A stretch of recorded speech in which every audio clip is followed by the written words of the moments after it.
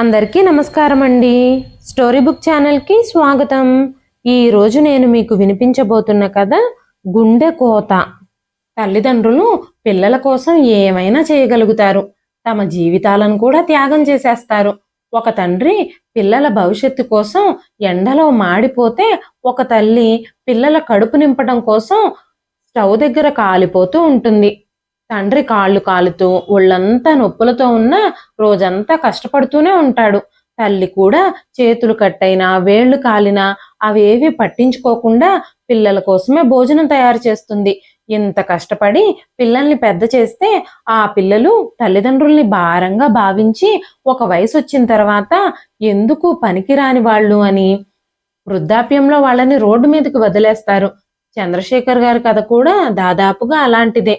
ఆయన తన జీవితంలో ప్రతి అడుగులోనూ ప్రతి దశలోనూ బిడ్డల కోసమే కష్టపడ్డాడు.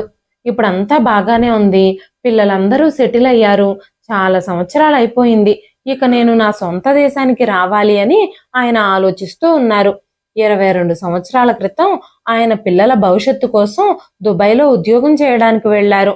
ఎప్పటికప్పుడు వచ్చేద్దామని అనుకున్నా ఇంకాస్త సంపాదిస్తే పిల్లల భవిష్యత్తు ఇంకొంచెం బాగుంటుంది అన్న ఆశతో ఆయన 22 సంవత్సరాలకి వీసా కాంట్రాక్ట్ తీసుకోవడంతో ఆయన ఇన్నేళ్లుగా అక్కడే ఉండిపోయారు. ఇక పిల్లలందరూ లైఫ్లో సెటిల్ అయిపోయారు. ఇక ఆయన కూడా ఇండియాకి వచ్చి పిల్లలతో కలిసి సంతోషంగా గడపాలి అని అనుకున్నారు. పిల్లలతో కలిసి ఉంటూ పిల్లలు సమాజంలో ఎంత గౌరవప్రదమైన స్థానాల్లో ఉన్నారో, సమాజంలో ఎంత గౌరవము సంపద సంపాదించారో చూడాలని, పిల్లల్ని ముఖాముఖిగా కలుసుకోవాలని ఆయన అనుకుంటున్నారు. ఆయనకి దుబాయ్ నుంచి ఇండియాకి వెళ్ళిపోవడం చాలా సంతోషంగా ఉంది. ఆయనకి తన జీవితంలో ఎక్కువ భాగం దుబాయ్లోనే గడిచిపోయింది. స్వదేశానికి వెళుతున్నాను అన్న సంబరంతో ఆయన సామాన్లన్నీ ప్యాక్ చేసుకున్నారు. ఇంటికి ఫోన్ చేసి నేను వచ్చేస్తున్నాను అని కూడా చెప్పారు. పిల్లలకి బహుమతులు కూడా తీసుకున్నారు. ఎంతో గౌరవంగా పిల్లలు నన్ను ఎయిర్పోర్ట్లో రిసీవ్ చేసుకుంటారు అని కలలు కంటూ ఆయన ఎయిర్పోర్ట్కి బయలుదేరారు. ఆయన ఫ్లైట్లో కూర్చొని కూడా ఎన్నో కలలు కంటున్నారు. నా పిల్లల్ని నేను కలుసుకున్నప్పుడు వాళ్ళకి కూడా పిల్లలుంటారు. వాళ్ళందరూ నన్ను తాతయ్య అంటూ దగ్గరకు వస్తారు. నా కొడుకులు ఇదిగో మీ తాతయ్య అని నా మనవాళ్ళకి నన్ను పరిచయం చేస్తారు. నన్ను రిసీవ్ చేసుకోవడానికి అందరూ ఎయిర్పోర్ట్లో ఎదురు చూస్తూ ఉంటారు అని ఎన్నో కలలు కన్నారు ఆయన. తీరా ఆయన ఫ్లైట్ దిగి ఎయిర్పోర్ట్ బయటకు వచ్చేసరికి ఎయిర్పోర్ట్కి ఆయన్ని రిసీవ్ చేసుకోవడానికి ఎవ్వరూ రాలేదు. ఆయన ఆల్రెడీ ఫలానా టైంకి ఫ్లైట్ వస్తోంది అని తన కొడుకులకి కాల్ చేసి చెప్పారు. వాళ్ళకి ఆలస్యం అయ్యిందేమో, బహుశా ట్రాఫిక్లో ఎక్కడైనా ఇరుక్కుపోయారేమో అని చంద్రశేఖర్ గారు అక్కడే నిలబడి చాలాసేపు ఎదురు చూశారు. కానీ ఎంతసేపు చూసినా కూడా ఎవ్వరూ రాలేదు. ఆయనకు ఆ సంఘటనతో చాలా విచారంగా అనిపించింది. నాకు 4 కొడుకులున్నా ఏ ఒక్క కొడుకు నన్ను రిసీవ్ చేసుకోవడానికి ఎయిర్పోర్ట్కి రాలేదు. 22 సంవత్సరాల తర్వాత నేను పర్మనెంట్గా దుబాయ్ని వదిలేసి ఇండియాకు వచ్చేస్తున్నాను. అయినా సరే నన్ను కలుసుకోవాలనే ఆతృత ఎవ్వరిలోనూ లేదు అని ఆయన చాలా బాధపడ్డారు. దారులన్నీ పాతవే, అయినా చాలా మారిపోయాయి. ఆయన ఇక్కడి నుంచి వెళ్ళేటప్పుడు ఉన్నట్టుగా ఏవీ లేవు. ఆయన దుబాయ్ వెళ్ళేటప్పుడు ఆయన మంచి వయసులో ఉన్నారు. ఇప్పుడు వృద్ధాప్యంలోకి వచ్చేశారు. చంద్రశేఖర్ గారు ఎయిర్పోర్ట్లో క్యాబ్ బుక్ చేసుకొని ఇంటికి చేరుకున్నప్పుడు ఆయన క్యాబ్ దిగుతూ ఉన్నప్పుడే చుట్టుపక్కల కొంతమంది ఆయన్ను గుర్తుపట్టారు. చంద్రశేఖర్ గారు వచ్చారు అంటూ పెద్ద స్వరంతో ఒక వ్యక్తి అరుస్తూ ఉన్నాడు.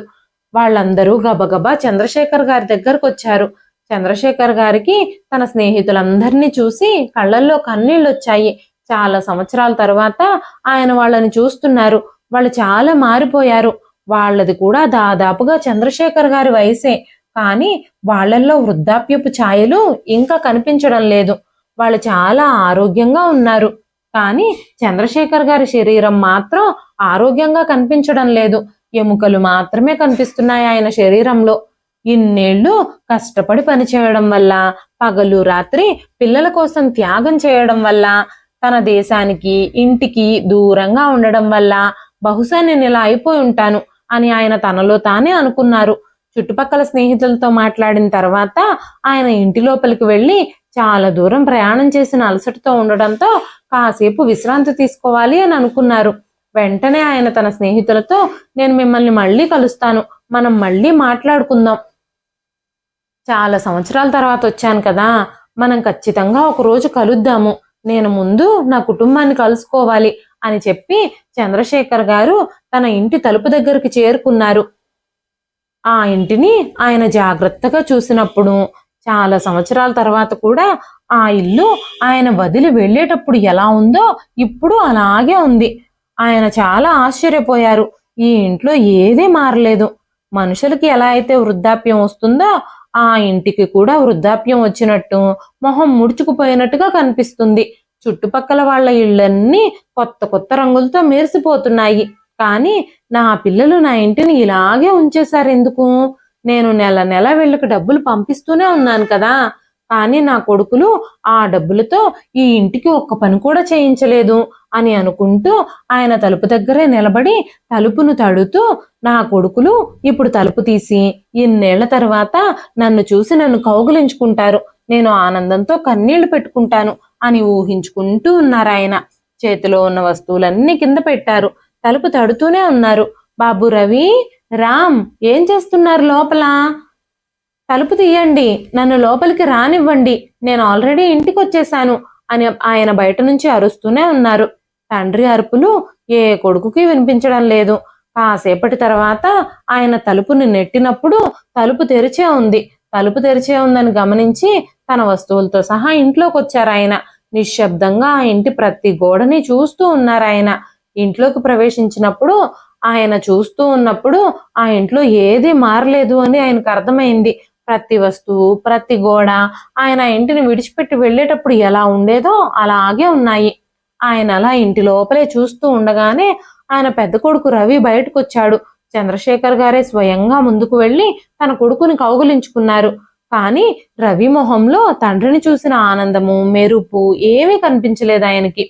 వెంటనే చంద్రశేఖర్ గారు, బాబు, చాలాసేపు ప్రయాణం చేశాను, నేను అలసిపోయాను, నాకు చాలా అలసటగా ఉంది అని చెప్పగానే రవి ఆయన్ని కుర్చీలో కూర్చోబెట్టి తన భార్య నందినితో, నందిని, త్వరగా వెళ్ళి నాన్న కోసం మంచినీళ్ళు తీసుకురా అని చెప్పినప్పుడు నందిని ఒక ట్రేలో ఒక గ్లాస్తో నీళ్లు తీసుకొచ్చి చంద్రశేఖర్ గారికి ఇచ్చింది. చాలా సంవత్సరాల తర్వాత తన పిల్లలతో పాటు వాళ్ళ పిల్లల్ని కూడా చూడడం చంద్రశేఖర్ గారికి చాలా ఆనందంగా ఉంది. బాబు రవి, నీ మిగతా తమ్ముళ్ళు ఎక్కడా? అసలు వినయ్ ఏడి? కనిపించనే లేదు, ఎక్కడికి వెళ్ళాడు అని అడగగానే రవి, నాన్న, మీరు ఇప్పుడే వచ్చారు కదా, కాస్త విశ్రాంతి తీసుకోండి, ఆ తర్వాత ఈ విషయాలన్నింటి గురించి మాట్లాడుకుందాం అని చెప్పగానే చంద్రశేఖర్ గారు, నేను 22 సంవత్సరాల క్రితం ఈ ఇంటిని వదిలిపెట్టి వెళ్ళాను. చివరి క్షణాల్లో నా భార్యను కూడా నేను కలవలేకపోయాను. మీ అమ్మ చనిపోయేటప్పుడు నేను రావాలని చాలా ప్రయత్నించాను, తన్ని చివరి చూపైనా చూడాలనుకున్నాను, కానీ ఆమెతో నేను ఫోన్లో మాత్రమే మాట్లాడగలిగాను. మీ అమ్మ చివరి కోరిక కూడా నేను తీర్చలేకపోయాను అని చెప్పగానే రవి చంద్రశేఖర్ గారిని ఓదార్చాడు. ఆ తరువాత చంద్రశేఖర్ గారు రవి ఇంకా రామ్తో కాసేపు కూర్చుని మాట్లాడాలని అనుకున్నారు. అంతలోనే కోడలు నందిని, మామయ్య గారు, మీ నడుం చాలా నొప్పిగా ఉండుంటుంది, మీరు కాసేపు విశ్రాంతి తీసుకోండి అని చెప్పింది. ఆయన తన సామాన్లతో ఆయన గదిలోకి అడుగు పెట్టినప్పుడు ఆ గదిలో పనికిరాని వస్తువులు కూడా చాలా ఉన్నాయి. 22 సంవత్సరాల క్రితం ఆయన వాడిన పాత మంచమే ఆ గదిలో వేయబడింది. ఒకప్పుడు ఆ విరిగిపోయిన మంచం మీదే చంద్రశేఖర్ గారు ఆ మంచాన్నే వేసుకుని పడుకునేవారు. పిల్లల్ని కొత్త మంచం మీద పడుకోబెట్టేవారు.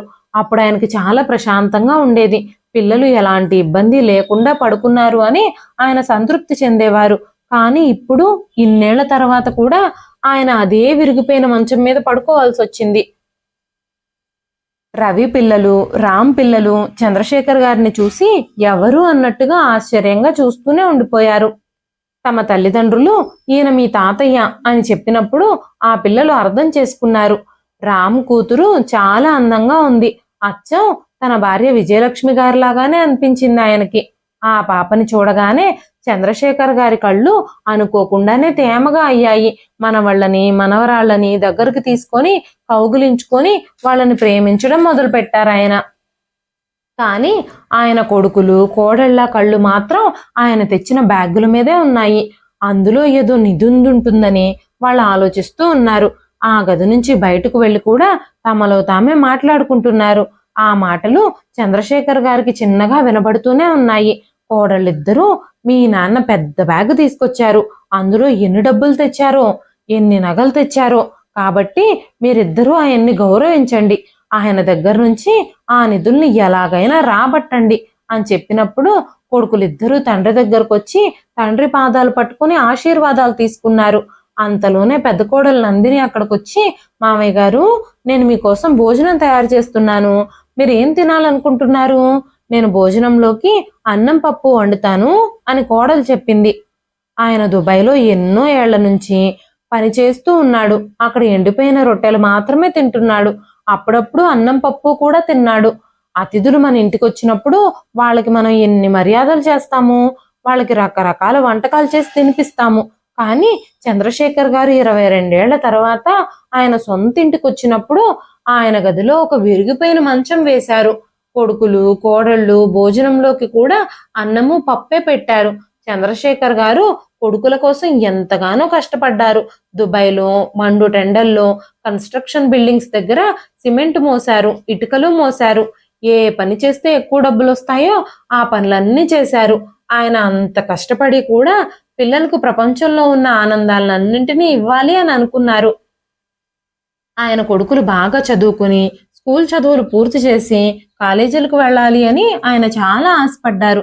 నేను ఎలాగూ చదువుకోలేదు, నా కొడుకులైనా బాగా చదువుకొని మంచి ఉద్యోగాలు సంపాదించాలి, నేను నా 4 కొడుకులని మంచి స్థాయిలో ఉంచాలి అని ఆలోచించి ఆయన దుబాయ్ వెళ్ళి పనిచేయాలి అని నిర్ణయం తీసుకున్నారు. ఆ రోజు చంద్రశేఖర్ గారి భార్య విజయలక్ష్మి గారు చాలా ఆందోళనకు గురయ్యారు. కానీ చంద్రశేఖర్ గారు మాత్రం మనసులో ఒక్కటే ఆలోచించారు, నేను దుబాయ్ వెళ్ళి బాగా డబ్బులు సంపాదిస్తే పిల్లల అవసరాలన్నీ తీరతాయి అని ఆయన అనుకున్నారు.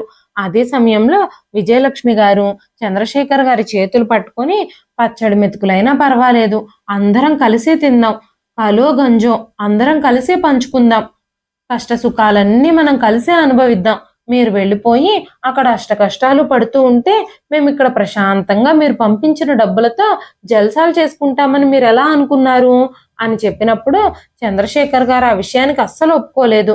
ఇప్పుడు నా శరీరంలో ఓపిక ఉంది, నేను ఇప్పుడు పని చేసి సంపాదించి మన పిల్లలకి మంచి భవిష్యత్తును ఏర్పాటు చేయగలిగినప్పుడే వృద్ధాప్యంలో వాళ్ళు మనల్ని చూసుకుంటారు. వయసు పెరిగిపోతే శరీరంలో ఓపికే ఉండదు. వయసులో ఉన్నప్పుడు సంపాదించి పిల్లల కోసం ఆస్తులు కూడబెట్టకపోతే ఇంకెప్పుడు సంపాదిస్తాం? నా పిల్లలకి కష్టపడి సంపాదించి డబ్బులు పంపించినప్పుడు నాకెంత గర్వంగా ఉంటుందో నీకేం తెలుసు అనగానే విజయలక్ష్మి గారు, డబ్బులు పంపితే మీకు గర్వంగా ఉంటుందేమో, కానీ మీ పిల్లలకు మాత్రం మీరు దూరం అయిపోతారు. మీరు పిల్లల్ని నన్ను చూడకుండా అసలు మీరు ఉండగలరా అని చెప్పగానే, మంచి భవిష్యత్తు కోసం ఇలాంటివన్నీ తట్టుకోవాల్సి ఉంటుంది విజయ, నేను అన్నింటినీ భరిస్తాను అని చెప్పారు ఆయన. విజయలక్ష్మి గారు తన నగలన్నీ అమ్మేసి చంద్రశేఖర్ గారిని దుబాయ్ పంపించడానికి ఏర్పాట్లు చేశారు. నా పిల్లలు నాలాగా ఎండల్లో కష్టపడకూడదు, వాళ్ళు బాగా చదువుకుని మంచి మంచి ఉద్యోగాలు సంపాదించాలి, వాళ్ళు కంప్యూటర్ల దగ్గర వర్క్ చేయాలి, మంచి సౌకర్యవంతమైన కుర్చీల్లో కూర్చోవాలి అని ఆయన కలలు కంటూ ఉండేవారు. అందుకే ఆయన దుబాయ్ వెళ్ళి కష్టపడి నెల నెల డబ్బులు పంపిస్తూ ఉండేవారు. ఆయన ఇంటి నుంచి బయలుదేరేటప్పుడు తన భార్య దగ్గర మాట తీసుకున్నారు, పిల్లల్ని బాగా చదివించాలి అని, చదువు విషయంలో ఎలాంటి అవరోధము వాళ్ళకి కడగకూడదు అని. మొదటగా వాళ్ళ ఫీజులు కట్టి ఆ తర్వాతే మిగిలిన డబ్బుల్ని ఇంటి ఖర్చులకు వాడుకోమని చెప్పారు ఆయన. వీళ్ళు బాగా చదువుకుని మంచి ఉద్యోగాల్లో సెటిల్ అయితే రేపొద్దున మన వృద్ధాప్యానికి వాళ్ళ భవిష్యత్తుకి ఎలాంటి బాధ అని ఆయన ఎన్నో విషయాలు తన భార్యతో చెప్పి దుబాయ్ వెళ్ళారు. ఆ సమయంలో విజయలక్ష్మి గారు చాలా ఏడ్చారు. మీరు లేకుండా నేను పిల్లల్ని ఎలా పెంచగలనండి అని ఆవిడ చాలా బాధపడ్డారు. ఆ సమయంలో పెద్ద కొడుకు రవికి 13 సంవత్సరాలు మాత్రమే, మిగతా వాళ్ళు ఇంకా చిన్నవాళ్ళు. భర్త తోడు లేకుండా ప్రతిదీ ఒంటరిగా ఎలా నిర్వహించాలి అని ఆవిడ చాలా భయపడింది. కానీ చంద్రశేఖర్ గారు మాత్రం ధైర్యం చేసి దుబాయ్ వెళ్ళిపోయారు. అక్కడ ఆయన మొదటి రోజు నుంచే పని చేయడం మొదలు పెట్టారు. ఆయన చాలా కష్టపడి పని చేసి నెల నెల విజయలక్ష్మి గారి అకౌంట్కి డబ్బులు పంపిస్తూ ఉండేవారు. పెద్ద కొడుకు రవికి 18 ఏళ్ళు నిండే వరకు విజయలక్ష్మి గారి అకౌంట్కి ఆయన డబ్బులు వేస్తూనే ఉండేవారు.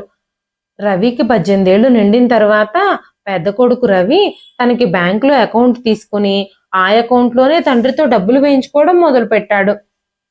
చంద్రశేఖర్ గారితో రవి, నాన్న, అమ్మాయి అకౌంట్లో ఏదో ప్రాబ్లం వచ్చింది, అకౌంట్ హోల్డ్లోకి వెళ్ళిపోయింది అంటూ అబద్ధం చెప్పేశాళ్ళు. హోల్డ్లో ఉందని చెప్పాడు కాబట్టి చంద్రశేఖర్ గారు కూడా కొడుకు అకౌంట్కే డబ్బులు వేశారు. చంద్రశేఖర్ గారు ఎప్పుడు ఇంటికి ఫోన్ చేసినా కూడా, పిల్లల స్కూల్ ఫీజులు కడుతున్నావా, పిల్లలు బాగా చదువుతున్నారా, నీకు ఇంకా ఏమైనా సమస్యలు ఉన్నాయా అంటూ విజయలక్ష్మి గారిని అడుగుతూ ఉండేవారు. అప్పుడు విజయలక్ష్మి గారు, మీరు ఈ విషయాలన్నీ వదిలేయండి, మీ గురించి చెప్పండి, మీకు అక్కడ ఎలా ఉంది, మీరు అక్కడ ఎలా ఉన్నారు, అంతా బాగానే ఉంది కదా అంటూ అడిగేవారు. అంతలోనే కాల్ కట్ అయిపోయేది. అక్కడ అంతకంటే ఎక్కువసేపు మాట్లాడనిచ్చేవారు కాదు. అందుకే ఆయన హడావిడిగా ఫోన్ ఎత్తగానే పిల్లల చదువుల గురించే మాట్లాడేవారు. ఫోన్లో మనస్ఫూర్తిగా ఎక్కువసేపు మాట్లాడుకోవడానికి కూడా ఆయనకి వీలుండేది కాదు. ఆయన భార్య కూడా చాలా ఏడుస్తూ ఉండేది. వివాహ సమయంలో మనిద్దరం కలిసి సంతోషంగా జీవిస్తామని ఎన్నో వాగ్దానాలు చేశారు మీరు, కానీ ఈ సమయంలో పిల్లల కోసం మనిద్దరం విడివిడిగా ఉండాల్సి వచ్చింది. పిల్లలు కూడా తండ్రి లేకుండా చాలా నిరాశకు గురవుతున్నారు అని ఆవిడ అప్పుడప్పుడు ఆయనతో చెప్పి బాధపడుతూ ఉండేది. కాలక్రమంలో పిల్లలు ఎదుగుతూ ఉన్నప్పుడు పిల్లల ఉద్దేశాలన్నీ మారిపోతూ వచ్చాయి. తండ్రి అంటే కేవలం డబ్బులు సంపాదించే ఒక యంత్రం మాత్రమే అన్నట్టుగా వాళ్ళు ఫీల్ అవ్వడం మొదలుపెట్టారు. చంద్రశేఖర్ గారి కొడుకులు తన తండ్రితో ఎప్పుడు మాట్లాడినా కూడా తమ అవసరాల గురించే మాట్లాడేవారు.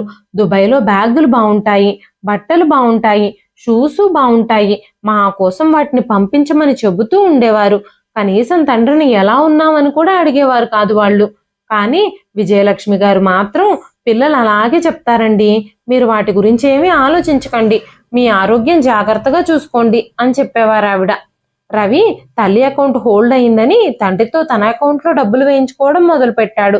ఆ తర్వాత నెలలో కూడా చంద్రశేఖర్ గారు అమ్మాయి అకౌంట్లో ప్రాబ్లం ఏమైనా క్లియర్ అయ్యిందా అని అడిగినప్పుడు రవి మాటి మాటికి అమ్మ బ్యాంకుకు వెళ్ళి అక్కడ ఇక్కడ వేలిముద్రలు వేసి డబ్బులు తీసుకోవడం చాలా ఇబ్బందిగా ఉంటుంది నాన్న, నా అకౌంట్కి అయితే ఏటీఎం కార్డు కూడా ఉంది, నేను ఈజీగా డబ్బులు డ్రా చేయగలుగుతాను, నా అకౌంట్లోనే డబ్బులు వేసేయండి అని చెప్పినప్పుడు పెద్ద కొడుకు కొంచెం పెద్దవాడయ్యాడు. తన బాధ్యతల్ని తను అర్థం చేసుకోవడం ప్రారంభించాడు. తల్లి ఇబ్బందిని కూడా గమనిస్తున్నాడు అని చంద్రశేఖర్ గారు చాలా సంతోషించారు. కానీ చంద్రశేఖర్ గారికి అసలు ఇక్కడ ఏం జరుగుతుందో కూడా తెలియదు. రవి డబ్బులు డ్రా చేసి తన తల్లికి ఇస్తున్నాడో లేదో కూడా ఆయనకు తెలియదు. కాలక్రమంలో రవి చదువు పూర్తి చేసుకున్న తరువాత తన తండ్రితో, నాన్న, నేను వ్యాపారం చేయాలి అని అనుకుంటున్నాను, నాకు 5 లక్షలు డబ్బులు కావాలి అని చెప్పగానే చంద్రశేఖర్ గారు, డబ్బులేమైనా చెట్లకు కాస్తున్నాయా బాబు, నీ చదువు పూర్తయింది కదా, మంచి ఉద్యోగం చూసుకో, ఉద్యోగం చేసుకో, అంతేకాని వ్యాపారం చేయాలంటే డబ్బు ఎక్కడి నుంచి వస్తుంది, నేను మీ చదువుల కోసం ఫీజులు కట్టాను, ఆ డబ్బు కోసమే నేను చాలా కష్టపడ్డాను, ఇప్పుడు నువ్వు వ్యాపారం అంటే ఎలాగా అంటూ కొడుకుతో చెప్పారు. కానీ రవి అసలు ఆయన మాటల్ని వినలేదు. రవి 5 లక్షల డబ్బులు అప్పుగా తీసుకొని ఒక మొబైల్ రిపేర్ చేసే దుకాణాన్ని స్టార్ట్ చేశాడు. ఆ అప్పుకి నెల నెల వడ్డీలు కట్టి ఆ బాకీని చంద్రశేఖర్ గారే తీర్చాలి. కొన్ని నెలల్లోనే తన ఆ షాప్ని సమర్థవంతంగా నడపలేక నష్టాల పాలయ్యి తక్కువ ధరకే ఆ షాప్ని అమ్మేశాడు. ఈ క్రమంలో రవికి సగం డబ్బులపైనే నష్టం వచ్చేసింది. ఇలా కొడుకులు చేసే పనులకి అప్పులు కట్టడం కోసం చంద్రశేఖర్ గారు సంవత్సరాల తరబడి దుబాయ్లోనే తీరిక లేకుండా వేరే వేరే పనులు చేస్తూ ఉండిపోవాల్సి వచ్చింది. చంద్రశేఖర్ గారితో కలిసి అక్కడ పనిచేయడానికి వచ్చిన వ్యక్తి మొబైల్ ఫోన్ తీసుకున్నాడు. అప్పటి నుంచి చంద్రశేఖర్ గారు ఎప్పుడు ఫోన్ చేయాలన్నా కూడా పక్కింటి వాళ్ళకి ఫోన్ చేస్తూ ఉండేవారు. విజయలక్ష్మి గారు ఫోన్ చేయాలన్నా కూడా చంద్రశేఖర్ గారి స్నేహితుడి నెంబర్కి ఫోన్ చేసి మాట్లాడేవారు. చాలా రోజుల నుంచి విజయలక్ష్మి గారి దగ్గర నుంచి ఫోన్ రాకపోవడంతో ఒక వారం తర్వాత చంద్రశేఖర్ గారే స్వయంగా ఆవిడకి ఫోన్ చేసి మాట్లాడినప్పుడు ఆ పక్కింటి ఆవిడ విజయలక్ష్మి గారికి గుండెపోటు వచ్చిందని, హాస్పిటల్లో అడ్మిట్ చేశారని ఆయనతో చెప్పింది.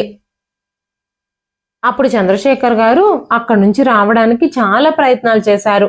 కానీ ఆయనకు అస్సలు కుదరలేదు.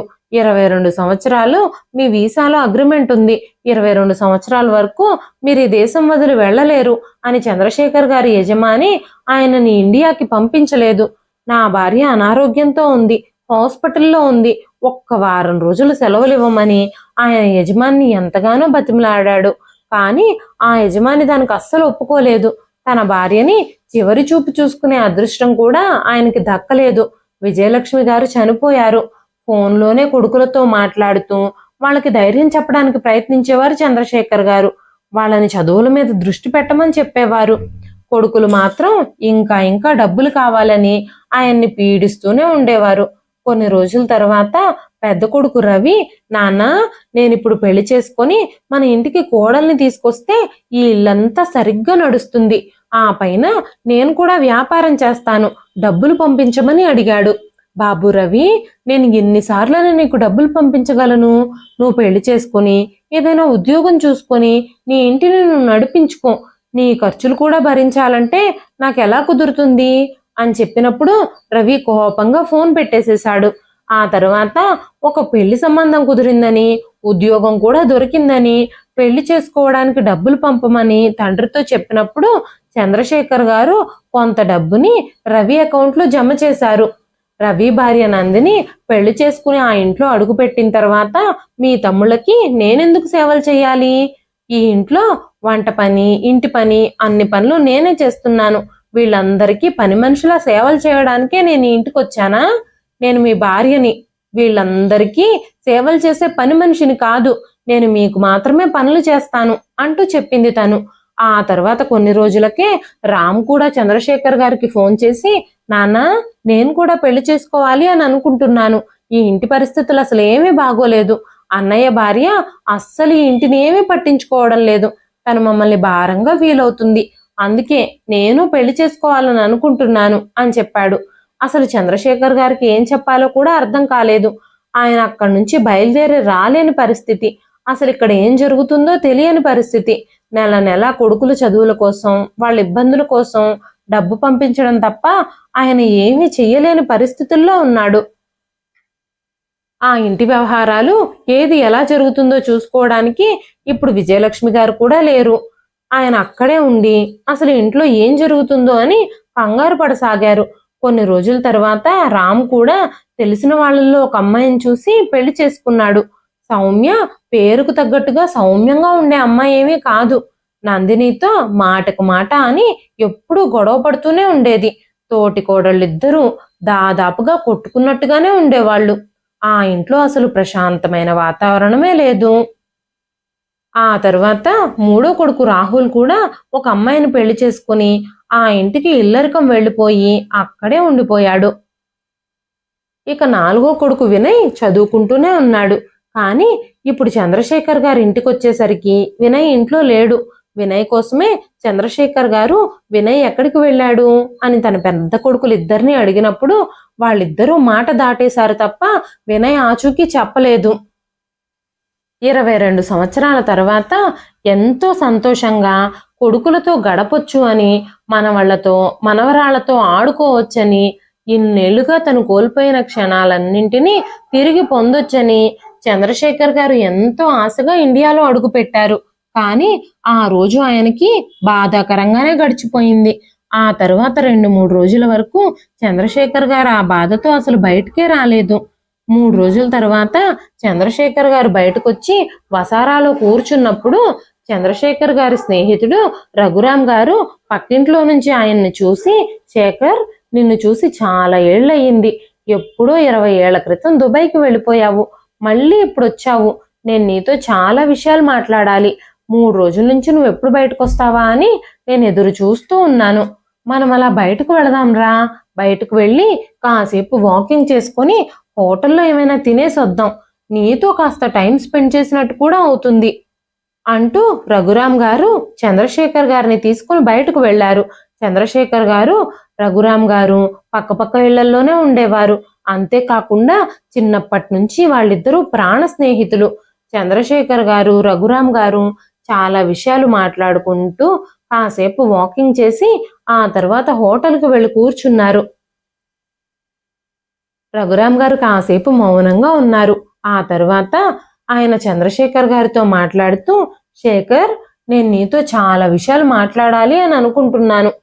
అసలు నువ్వు ఏ కొడుకుల కోసమైతే ఇన్నేళ్ళు సొంత ఇంటిని, సొంత మనుషుల్ని, సొంత దేశాన్ని వదిలిపెట్టి పరాయి దేశంలో కుక్క బ్రతుకు బ్రతికావో ఆ బ్రతుక్కి అసలు అర్థం అనేదే లేకుండా చేసేశారు నీ కొడుకులు.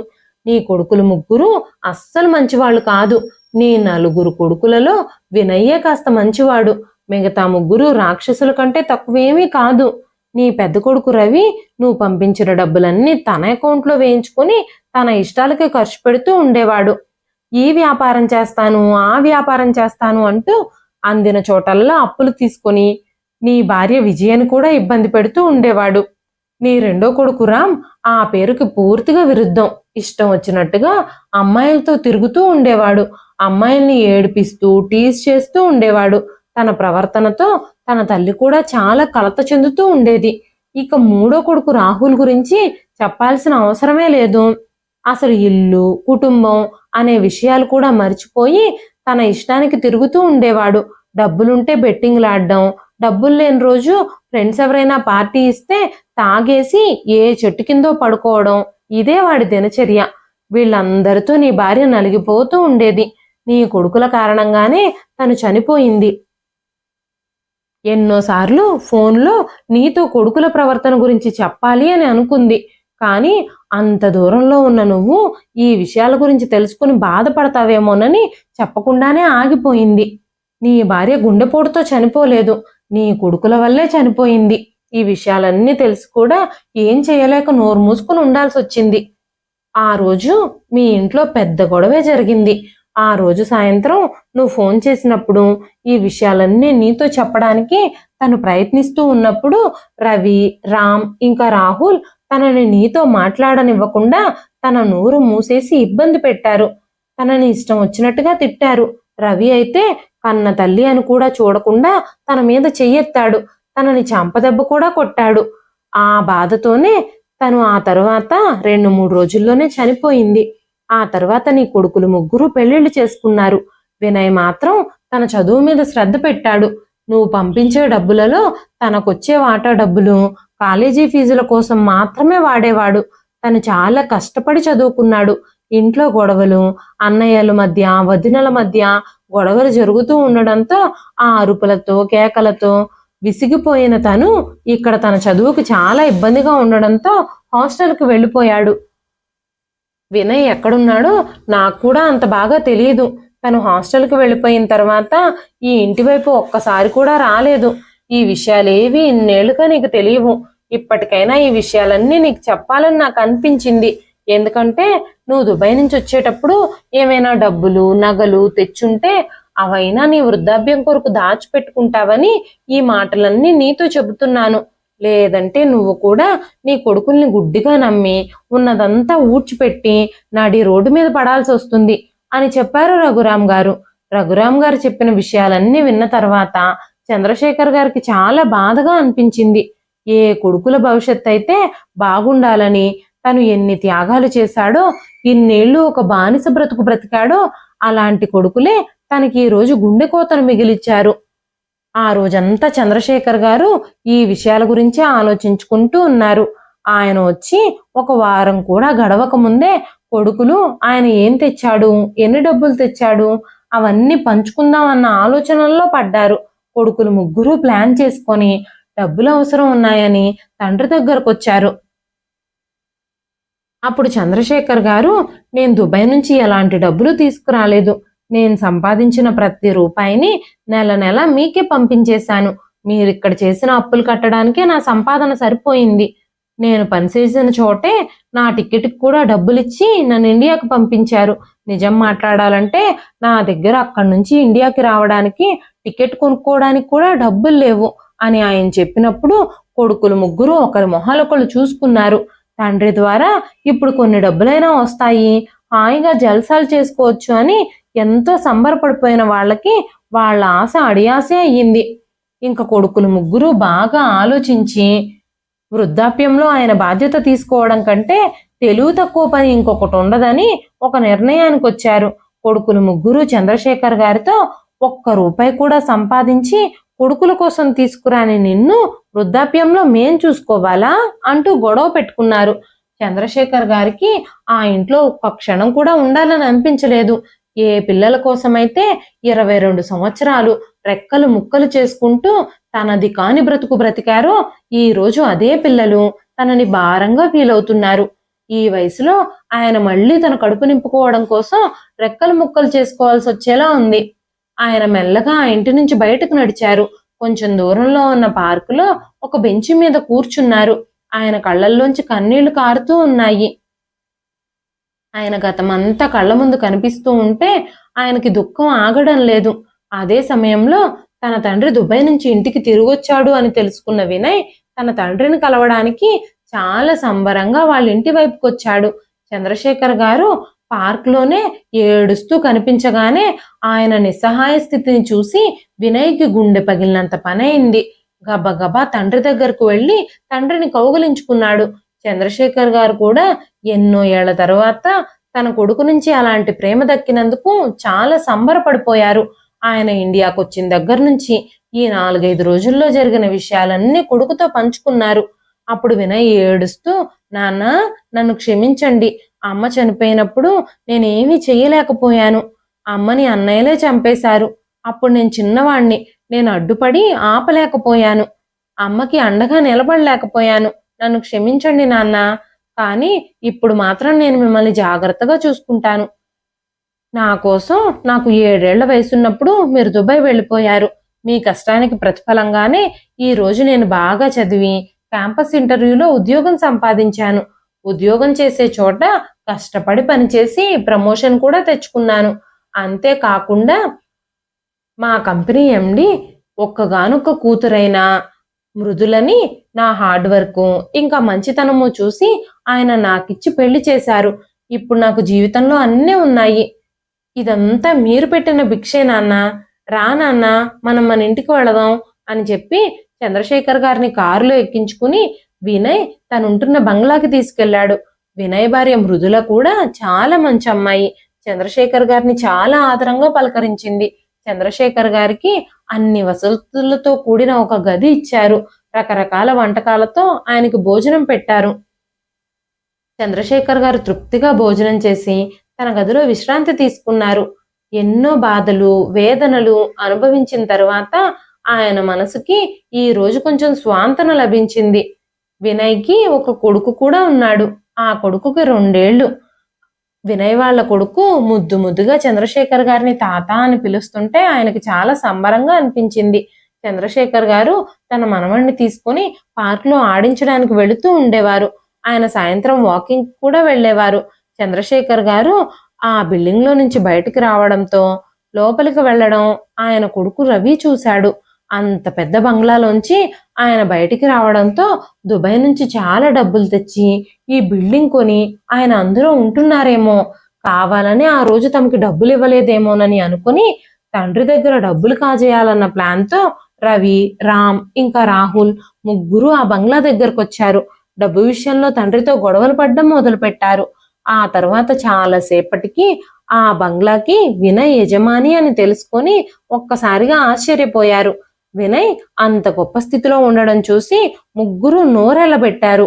వినయ్ స్వయంగా తన తమ్ముడు కావడంతో కాస్త దొంగ కన్నీళ్లు కారిస్తే సహాయం చేస్తాడేమోనని, చాలా ఆస్తులున్నాయి కదా కొన్ని డబ్బులు ఇస్తాడేమోనని ముగ్గురు ప్రయత్నించారు. కానీ వినయ్ ముందు వాళ్ళ ముగ్గురు ఆటలు సాగలేదు.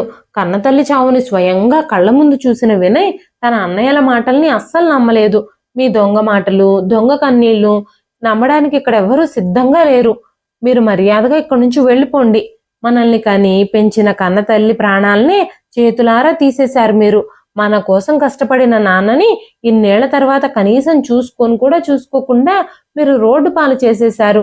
అలాంటి మీకు నేను సహాయం చేస్తాను అని ఎప్పుడూ అనుకోకండి. నా ఇంటి తలుపులు ఎప్పుడూ మీకోసం తెరుచుకోవు. ఎలాంటి పరిస్థితుల్లోనూ నేను మీకు సహాయం చెయ్యను. మిమ్మల్ని మా అన్నయ్యలుగా ఒప్పుకోను.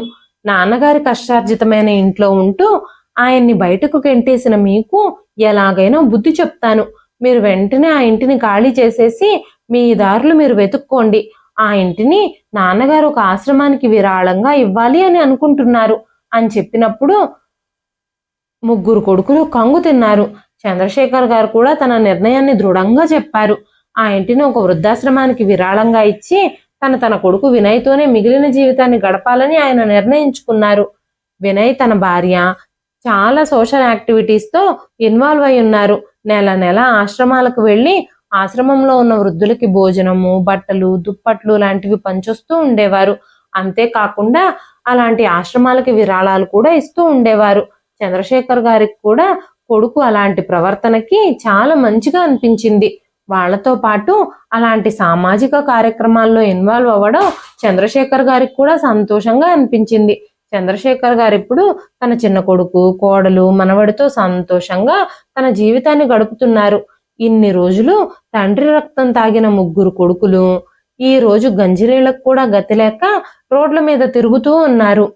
ఇదండి ఈ రోజు కథ. ఈ